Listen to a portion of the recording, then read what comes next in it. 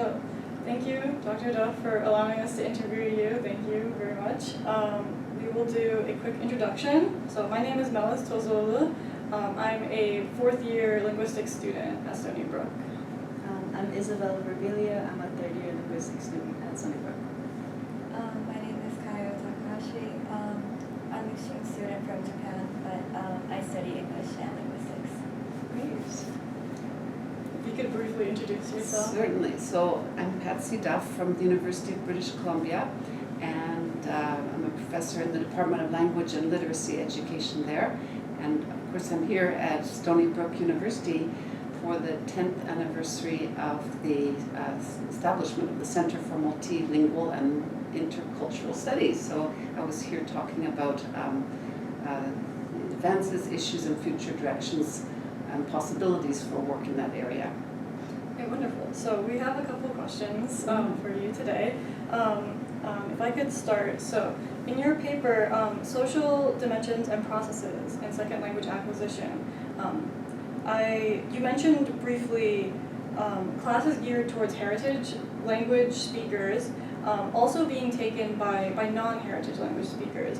And so as a heritage language speaker myself, this led me to wonder how this sort of class would be structured and how we could reduce the feelings of inferiority or fragmented identity that could stem from something of this sort. And similarly, how could bridging gaps between cognitive, emotional, and social skills help in this regard? Right. Okay. Thank you. There are a few issues there. One is many language programs don't have separate tracks for heritage and non-heritage learners, and they just have all the students together. So it's a multi-level class, multi-background, and especially smaller programs, smaller universities that can't afford to have the two tracks. So that creates lots of challenges for the instructors and the students because people have very different kinds of backgrounds. For example, with Chinese, they might have a Chinese background, might have lived in China, and then the textbooks assume they have no knowledge of Chinese culture or language, and they treat them as foreign language learners. That's one scenario. Or on the other hand, if you have a non-heritage learner electing to take a heritage language section, it's usually because they have already some prior experience. In fact, enough that the non-heritage stream is too easy, it's not challenging enough. So for instance, I lived in China for a year and was a kind of self-taught Chinese speaker there, and then I went to study Chinese at UCLA just for fun as a part of my doctoral program. And another classmate, friend of mine, had the similar background, having lived in China, and then we're there. And we just felt that it wasn't challenging enough in the oral dimension, but there was a lot of focus on literacy, which is very common in heritage classes. This was a non-heritage, but we felt a little bit like heritage learners. We could speak like street Chinese, vernacular Chinese, the kind of language set that many kids growing up in homes have, although ours was not on the domestic front. So the issues are, how do you honor the backgrounds, create challenge for those who do want to take the heritage track. Often it's people who feel that the non-heritage stream is just not challenging enough, or as I say, they've had some previous experiences with Chinese and want to build on those, but not like from scratch. And then there's the other issue, which is creating differentiated curriculum for those two kinds of learners, whether they're together or whether they're in separate streams, in ways that doesn't make too many assumptions about what they want to learn, what the heritage kids want to learn, kids or adults. It's not all about fables and understanding the origins of your name, and those. It engages them with other kinds of contemporary issues that would be relevant to many students. And so there are a lot of issues around that, and it's not just in Chinese. In English language education, which is my field, we have this challenge of differentiated teaching and learning in classes with very different kinds of students. Newcomers and people who've been in the country for a while, refugee students with interrupted education, and then students at various different levels of proficiency. So the question is, how can you accommodate them all and their needs in one class? It's not resolved. It's a great focus of research in language and literacy education for sure. And as for the second part of your question about the social, emotional, and other aspects, cognitive aspects, I think going back to what I said earlier, sort of keeping an appropriate challenge level, an interest level, but also being responsive to the interests of students. What is it you're interested in learning X language, whichever, Spanish or Arabic, whatever the language may be, and what kinds of, it goes to what I was saying yesterday and what this center has really helped publicize, which is looking at students' repertoires, their communicative repertoires, their interests more broadly, and then trying to tap into those so that students feel they can build on their interests and then add capacity in terms of the communication skills, the language literacy skills, and knowledge of the content too. So it is a challenge. It's less common that a non-heritage student would want to take a heritage track than the opposite, because some heritage students want to take non-heritage because it's easier, in fact, or they may have a sense that the language they speak at home is not, it may be Cantonese and it's a Mandarin course, and they may feel that their skills in the language, whether Cantonese or Mandarin, are pretty basic, and they really need to have a more systematic kind of language instruction at that level before going on. So programs deal with it in different ways. Some will allow the heritage students to fast track through the first couple of years of, say, Korean language, so that they can then focus on literacy skills, which are often, and literature and pop culture and those things, which are often what heritage students want to do more of. That's one area where they're not as fully developed in terms of literacy. Yeah. So thanks for the question. So the second question is also kind of related to heritage languages and things like that. But so in situations, for example, study abroad, where the second language learner attempts to adapt to their environment, language ideological structures at macro levels, or other social factors at other levels of the learning language may conflict with the ideologies with the learner's dominant language and culture. How do you think the prevalence among the language ideological structures is decided by a second language or a heritage language? Right, well, thank you for that. Grappling with ideologies and identities is very complicated, and it's not a one-sided thing only that the student wants to be seen in a particular way, or express a certain kind of identity or orientation to the language. It's a two-way street. This is a co-construction depending on how they're positioned within society, within the class, by the instructor, by their peers. But it is an area of quite a bit of contestation. For example, if you're from Japan, so let's say a woman wants to go to Japan to learn Japanese, but she doesn't really like the hierarchies related to gender and deference, keigo, the polite version, and so on. They want a flatter, more democratic way, sociolinguistic landscape. And there's a case of this documented by Meryl Siegel, who did her dissertation research on Australian and American learners of Japanese in Japan. And the one learner who was from Australia, I think her pseudonym was Mary, she just said, I'm not doing keigo, which is the highly polite, very elaborate, very difficult to learn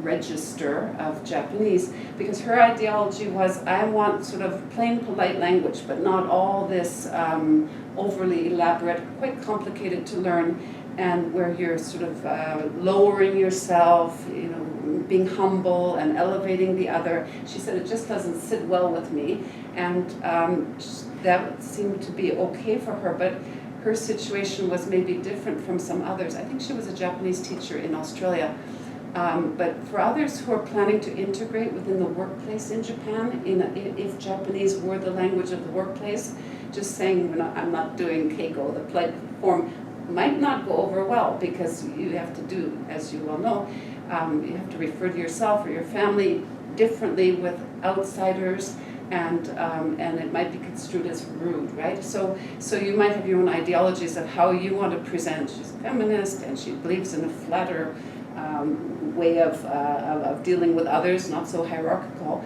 But then how is she viewed by others in that society as being not just resistant, radical, difficult, too strong, too assertive?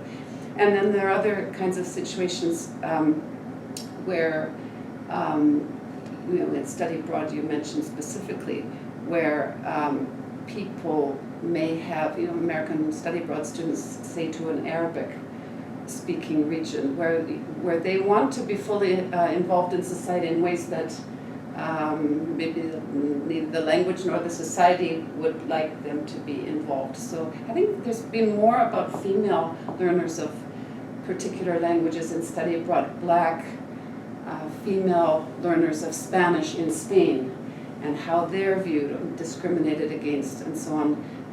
And it's not just language, right? It's about the sort of racial-linguistic aspects, the conflation of many things, gender, race, and so on. And how, so no matter what that learner's ideologies might be, I want to learn Spanish, I want to be integrated in society, and so on, the way their position may impede that. And so it's a really interesting point. One final thing I was going to say is that in terms of language ideologies, our former UBC PhD student, who is now a professor in Boston, he did work on, not on study abroad specifically, but what he called, he developed this construct called language dissociation, where Japanese individuals, let's say gay men, choose to distance themselves from Japanese language and choose English as the medium of communication, especially when they're outside Japan, as a kind of liberating language for them that's not so constrained by ideologies, not just around language in Japan, but around social structure and identities and sexual and gender expression and that sort of thing. So this works in many different ways, but it's and sometimes people just sort of, they opt out. Well, Mary, that case, she opted out of Keiko to achieve her own goals, and then she went back to Australia. It didn't have any ongoing ramifications, it seems. And then others who find ways of getting around constraints, or are very much curtailed, in the case of study abroad students, in places where they're not as fully accepted in society, or into different kinds of contexts where they would be quite free to move around here in the States, for instance. So they, that may prevent them from learning and about language and culture and about people and all the rest. So it is kind of complicated, but very socially constructed. And then these ideologies at the macro level of how people should speak, with whom and when and under what circumstances, where, which varieties, and then right to the level of interaction, who gets to speak when and how. Yes, long answer. Thank you. So next is Isabella. So for myself in particular, in my language learning journey, there have been a lot of moments where I might have gotten a grade that was lower than I had expected, and it caused me to sort of doubt if it was even worth it, or if I was even making progress. So you wrote in a commentary that maybe more fluid notions of competence might help these language learners have more confidence and have more motivation to continue their journey. So how would that look in a classroom or a college course in your? Yeah, it's a very common experience, not only in language fields, but in other fields too. But in language development is particularly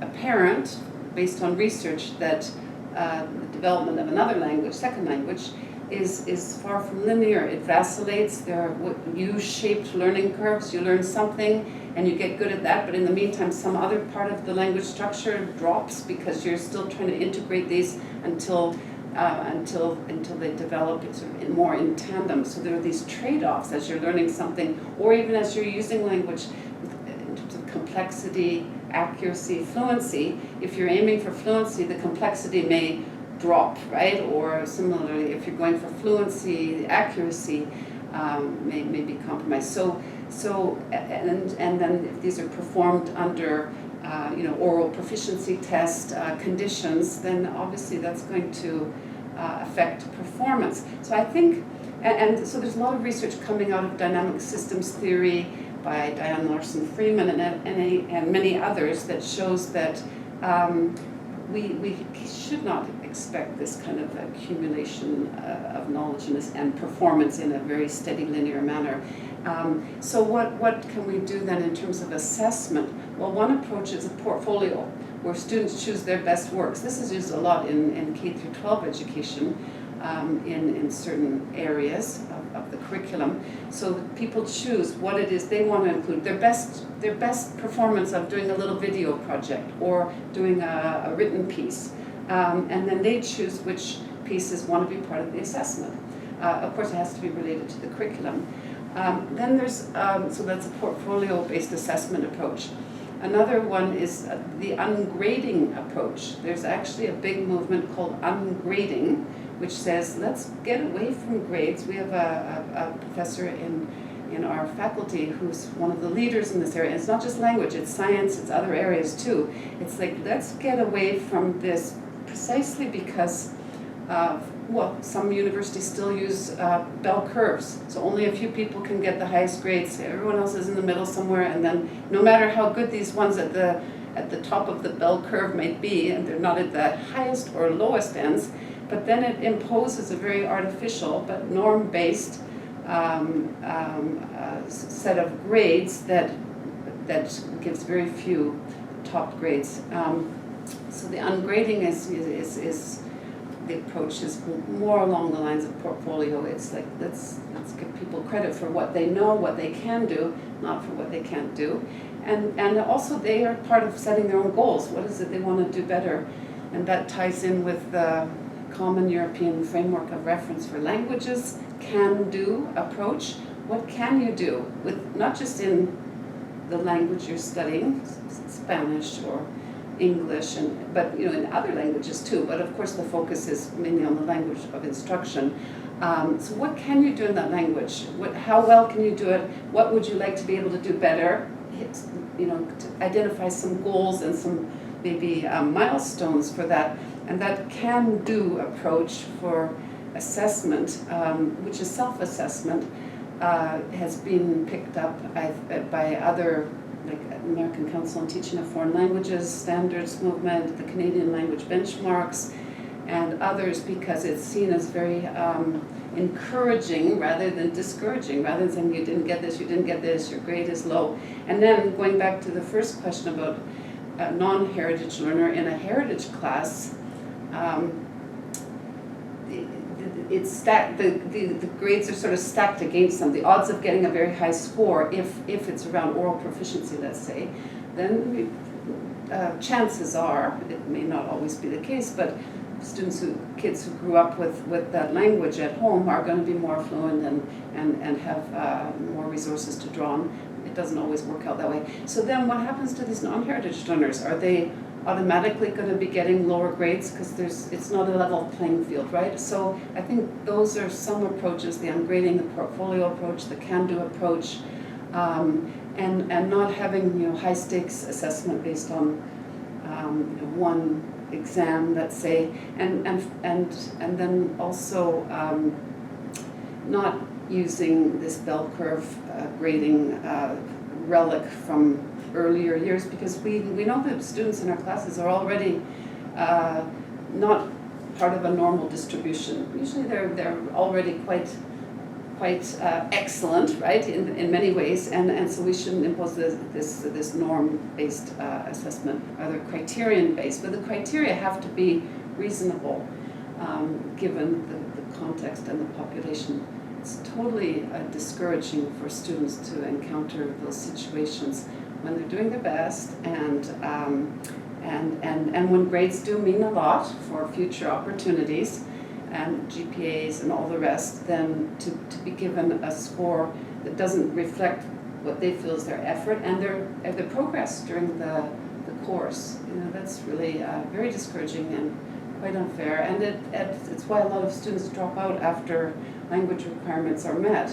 It's because they don't want to have to deal with that anymore. Or in high schools, I'm talking here at the university, but in high schools, students may take, in the Canadian context, grade up to grade 8 or 9, but then in high school, they don't take any further language courses because they just feel like it might affect their grades unless they're from that linguistic background, which is where you get most of the students taking the grade 12 exams, people from the same ethno-linguistic background as the language being taught and assessed.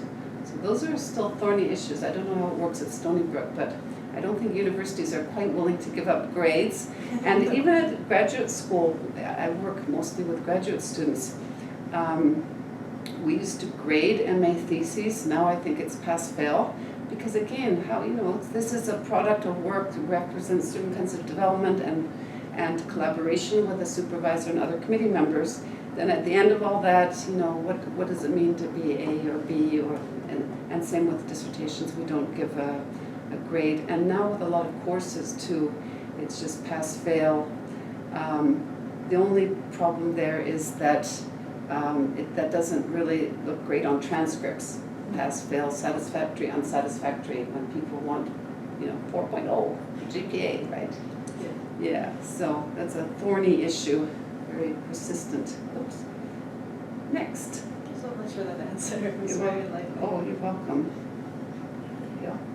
So in your paper, it was mentioned that transdisciplinary research was rare but necessary in SLA, as language loss for individual users or learners of a language could be extremely consequential. And the challenges raised were the need to put together the various perspectives in an organized way, and also scholars' lack of expertise in areas outside of their own fields. Right. And as an aspiring linguistics researcher myself, this was intriguing to me. So what would be some specific and realistic solutions to overcome these challenges? Right.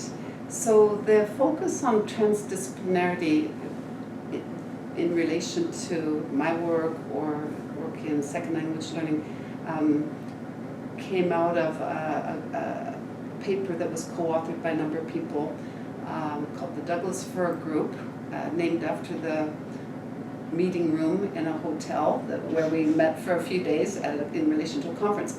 And so we have transdisciplinarity transdisciplinary perspectives in the title. And even the group was saying, are we really transdisciplinary? I mean, it sounded good, it's aspirational, right? But then when I looked into, and then other people, the next year there was a special issue in the same journal, Modern Language Journal, on transdisciplinary approaches to teacher education and language teaching. And then others, it's being amplified by the original use, and it's not like we invented it. But then when I went back to find out what really is transdisciplinary research, what are some of the hallmarks or the key features, right? Is that what we were doing or not? So what I found is that mostly transdisciplinary research is in areas where they're dealing with these wicked problems, big societal problems, homelessness, water, especially in areas where the water is not drinkable and people need water, or there's not enough of it, scarce, or sustainability, refugee settlement. So in those areas, according to the scholars of transdisciplinarity, some of the key ingredients are as follows. You need people from those disciplines. Let's say it's about water, so you need people who know about water, and you need people who know geography, and also health, public health, and then probably something to do with weather, and these different areas coming together. But there's another critical element, and that is you need NGOs or non-academic entities to join forces and say, like, this is something that's really important for us all to come together and sort out. We had, in Canada, we have a funding agency called the Social Sciences and Humanities Research Council of Canada, SSHRC for short. And when a lot of Syrians were being displaced in around 2016, 15, 16, 17, the Canadian government said we're going to relocate a large number to Canada, but then SSHRC, that agency, said, and we're going to put some money into understanding their experiences post-migration from many perspectives, mostly social science. But how economic, how are they doing, well-being. So there's also mental health and physical health and that sort of thing. Education for the kids, how are they integrating? How is the language learning, literacy learning, retention of Arabic, and so on. So big challenges, big issues that the government got behind, and then some other local agencies related to immigrant resettlement and so on. That's a bit more transdisciplinary. However, then the key is what comes out of that research. Probably a lot of good in trying to understand resettlement in this context. But then where do people publish it? So is it in reports for the funders, government reports, white papers, that sort of thing? Is it for the public? And who are the authors of these? And it could be for both, right? And then academic journals. What I found when I'm looking into transdisciplinarity is even though projects may involve these teams and then these outside agencies and they're dealing with these big issues, in the end, the language people publish in language journals, the geographers publish in geography journals, and so on. So there's, of course, they have to do something, usually a report to the funders that's a little bit more integrative and collaborative, because the other issue is the reward structure for academics working in these areas are based on publishing in the high impact journals in their field. So if you're doing this interesting work on refugee language and literacy development in Canada post migration, and then you publish it in a journal of public health or something, when you go for review for tenure or what, people say, why are you publishing in that journal? That's not your field, right? So there are many different constraints, logistical, theoretical in terms of maybe incompatibilities, financial because it costs a lot of money to have people consulting on projects, and then in terms of outputs, where in the end is this going to be published, or how is it going to be disseminated? It might be a documentary, it might be public scholarship through other kinds of news media. But in terms of the academic outcomes, what I've noticed is people stay in their original lane. There's not so much of that crossover. So you see more of this happening. The work right now. I was looking just in preparation for this on something new, but it's health and humanities, funded by the Royal Society of Canada. They want to bring together. So it's not just all the post-COVID. They want to bring health and humanities together. Yesterday I mentioned climate and humanities, a conference at Columbia. But in the end, where are the health people going to still publish in health and the humanities people still going to publish? How do they really integrate these and become more than the sum of the parts? I think that's the challenge.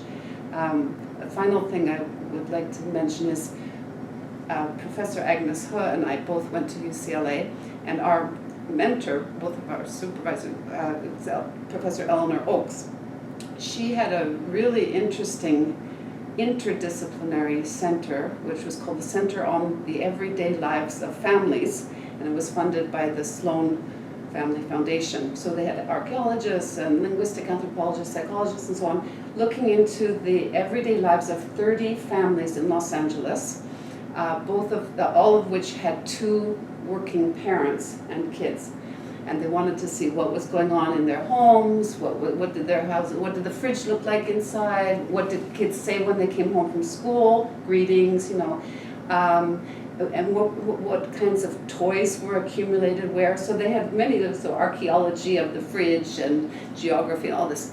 And then when it was a very interesting project over a number of years, about 20 years ago, and then a book came out based on this work, which was called Fast Forward Family.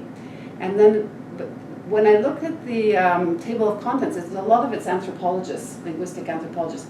I didn't notice, but I may be wrong, I didn't notice the archaeologists, contributing to those chapters, but chapters to that volume. So again, it was a super exciting project, really interesting. It made the New York Times and Atlantic magazine, but in the end, how interdisciplinary were the, or transdisciplinary even, were the outcomes in terms of what they found, about the way people eat, the way people live, the way people accumulate stuff, people's busy, frenetic lives, and so on. How much did the archaeologists learn from the linguists? This is another thing. We borrow metaphors like complexity, or Agnes has used the rhizomes, right? We borrow these very compelling metaphors from the sciences, let's say. Do the sciences cite our work on that and say, look, this is how it works? And is it only ever metaphorical? Which is already quite a contribution to see things through different metaphors, definitely. Often very powerful. Diane Larson-Freeman has done a lot in complexity science that has transformed our field in the last 15 years. But then again, so we borrow from this. It's not exactly transdisciplinary. We're drawing on concepts from other disciplines, but is it mutually beneficial in the sense that it's additive to both sides, or creates something else again? So in sum, often these projects that are truly transdisciplinary come out of emergencies, COVID, or migration, or war, or water, or wildfires, housing issues. And then if the government or some big NGOs can put some money, or foundations can put some money into motivating people to get together to work on things, to try to solve some of these problems that really affect society. And then, so there has to be buy-in, and there has to be sort of stick-with-itness to see things through, so that you have all these perspectives brought to bear. And I think it's very exciting. As I said at the beginning, it's quite aspirational that we would try to do that. And as you mentioned in your question, it can take a long time to learn, to understand what the other people's work is all about.